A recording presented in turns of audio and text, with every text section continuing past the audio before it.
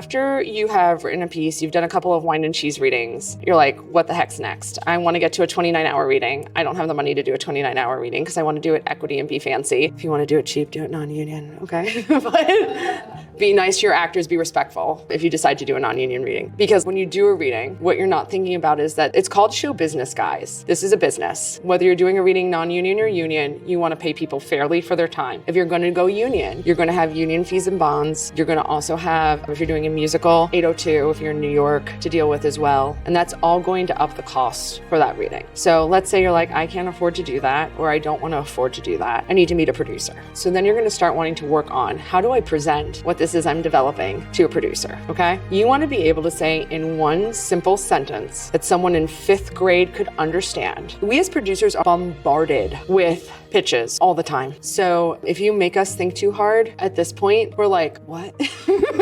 Was that English? So the more you can break it down in simple math, the easier it's gonna be. So what I say is you wanna take 2 products that are similar to the product you're developing, put them together in a sentence so I understand exactly what it is I'm gonna get. So for example, for Saw the Musical, the unauthorized parody of Saw. If you have not heard of it or saw us at First Look, what I tell other producers is I go, think of if Little Shop of Horrors and Avenue Q had a queer baby. That is Saw the Musical. And see how you're all nodding? You're like, I know exactly what I'm gonna get. You're like, all right, Little Shop of Horrors is a scary comedy horror musical, but Avenue Q is like raunchy and over the top, and there's some puppets. So you're like, there's gonna be a puppet, at least one, which there is. It's gonna have a lot of raunchiness, which it does. We have a couple Clutch Your Pearl numbers. I know if people make it through the song Filthy Things, they're strapped in and can handle the rest of it. And you know it's gonna be a horror subject, but it's gonna be a comedy. But I didn't just have to explain all that to you. I said it in one clear sentence.